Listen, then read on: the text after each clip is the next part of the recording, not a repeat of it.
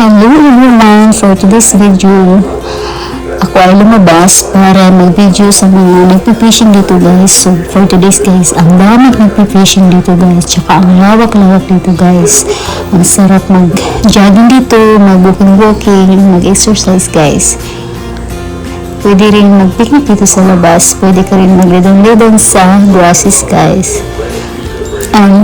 Almost everyday guys, may mga nagpipishing dyan. So marami sila ngayon. Sometimes madami, sometimes konti lang sila. But ang dami nila nakukuha ng isda guys. Minsan nakikita ko, may dala silang pong lagayan ng isda.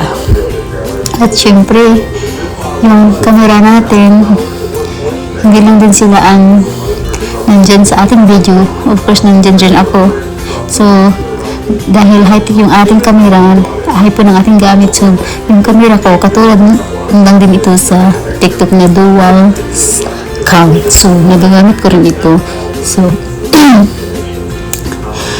makikita rin tayo sa imprint ng ating video.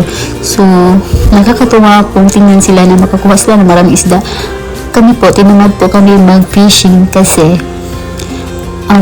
meron naman kami isda, may tilapia ako, pero paborito ko talaga ang tilapia guys. Masarap talaga ang tilapia, kahit sabi nila na yun, alam mo na yun na madami-dami yung tilapia, pero pinaka-paborito yun sa mga